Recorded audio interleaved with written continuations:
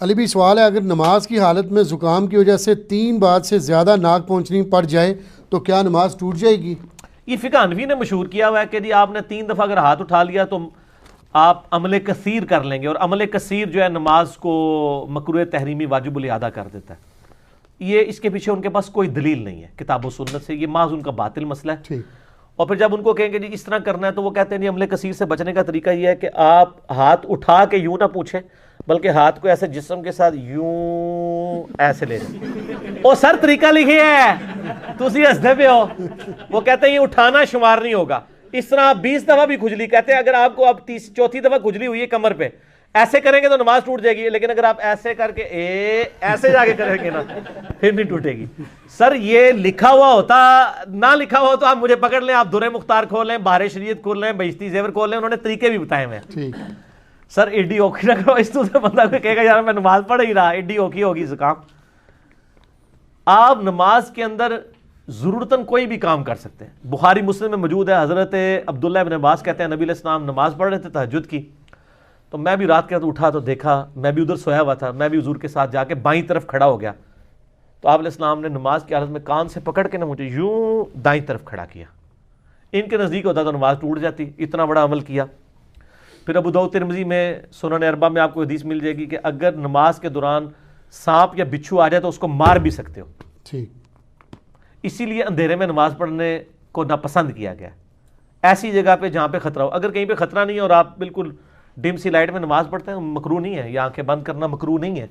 وہ آنکھیں بند کرنے کو اس لیے یعنی علماء نے فقہاء نے یعنی اس لیے لکھا ہے کہ ہو سکتا ہے کوئی اس طرح آ جائے. جی.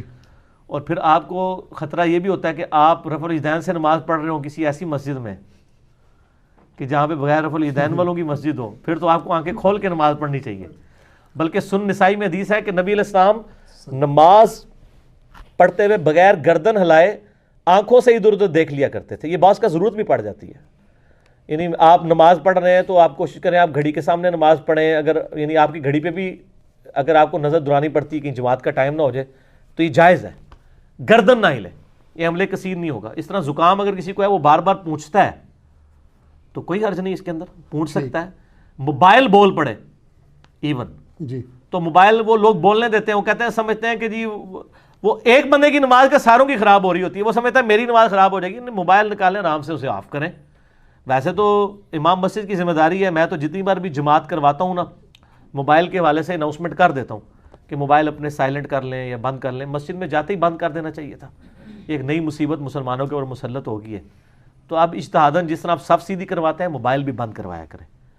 تو یہ یعنی نماز کے دوران اگر کسی کے ساتھ ایسا ایشو ہوتا ہے وہ کر سکتا ہے. حتیٰ کہ بخاری مسلم میں حدیث ہے اگر تمہیں تھوک آ جائے تو اپنا بایاں پاؤں اٹھا کے اس کے نیچے تھوک کر پاؤں کو مسل دو. لیکن یہ قالین والی مسجد کے لیے نہیں ہے، یہ جو زمین ہے، یعنی صحابہ کرام پیوڈ زمین پہ پڑھتے تھے نا، قالین کے اوپر آپ اپنی یوں قمیص لے کے اس میں بھی تھوک سکتے ہیں، ایسے تھوک کے اس کو مسل دیں. ایسے تھوک پاک ہے نا، ناپاک تو نہیں ہے نا.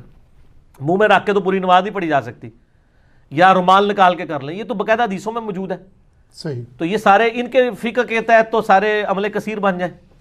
تو بعض کا جینون ضرورت ہوتی ہے آپ کو نماز کے دوران، یعنی خیال رکھنا پڑتا ہے اور چیزوں کو دیکھنا بھی پڑ جاتا ہے، خصوصاً ایسی مسجدوں میں یعنی جہاں پہ آپ دوسرے مکتبہ فکر کی ہیں اور آپ کے اگر ارد گرد آ کے ایسے بندے کھڑے ہو گئے ہیں تو آپ کے ساتھ کوئی بھی ایکٹیویٹی پرفارم کر سکتے ہیں. ٹھیک ہے. وہ ہمارے وہ شہزاد بھائی نے ایک لطیفہ سنایا تھا، کدھر تھی، کراچی تھا سی وہ، اور شیعہ کی مسجد، ایک شیعہ بھائی جو ہیں وہ دیوبندیوں کی مسجد میں نماز پڑھنے کے لیے چلے گئے. تو مسجد تھی وہ سٹانچ قسم کے دیوبندیوں کی نا. اب آپ کو پتہ ہے شیعہ رفع الیدین سے نماز پڑھتے ہیں اور ہاتھ چھوڑ کے، حنفی جو ہے بغیر رفع الیدین کے پڑھتے ہیں اور ہاتھ نیچے باندھ کے. اب جس شیعہ نے پہلے نہ دیکھا ہو کہ حنفی کس طرح نماز پڑھتے ہیں تو وہ کہے گا یار یہ کس طریقے سے نماز پڑھ رہا ہے، اور جس حنفی نے نہ دیکھا ہو شیعہ کس طریقے سے نماز پڑھتے ہیں تو وہ کہے گا یار یہ کس طریقے سے نماز پڑھ رہا ہے. تو وہ بندہ جب نماز پڑھ کے فارغ ہوا تو اس کو 5-6 وہ داڑیوں والے بڑے بڑے وہ پرنوں والوں نے گھیر لیا اور کہا جی اے تو کس طرح نماز پڑھ رہا ہے. کہتا میں بھی تو پوچھنے لگا سر تسی کس طریقے سے نماز پڑھ رہے ہو. کہتا میں بھی آپ سے یہی سوال کرنے لگا تھا کہ تسی کہڑے طریقے سے نماز پڑھی ہے. ٹھیک ہے. تو جس طرح آپ سوچ رہے ہیں کسی کے بارے میں تو سر آپ کے بارے میں بھی لوگ یہی کچھ سوچ رہے ہیں. اگر آپ کہہ رہے ہیں نا سوائے ابلیس کے جہاں میں سبھی تو خوشیاں منا رہے ہیں تو سر وہ بھی آپ کے بارے میں یہی سوچ رہے ہیں کہ آپ بھی ابلیس والا کام کر رہے ہیں. دونوں ایک دوسرے کو ابلیس کہہ رہے ہیں. اگل حسام الحرمین میں یہ لکھا ہے کہ یہ واجب القتل ہیں دیوبندی، تو المہند المفند میں بھی لکھا ہوا ہے کہ بریلویوں کے جو بڑے بزرگ ہیں یہ شیطانی لشکر ہے جو ہم پہ حملہ آور ہو گیا. تو دونوں نے ایک دوسرے کو ٹائٹل دیے ہوئے. سر پھر ہم تو پھر آپ کو پتہ نا حسب حال ہی کرتے ہیں سوالات کے ساتھ.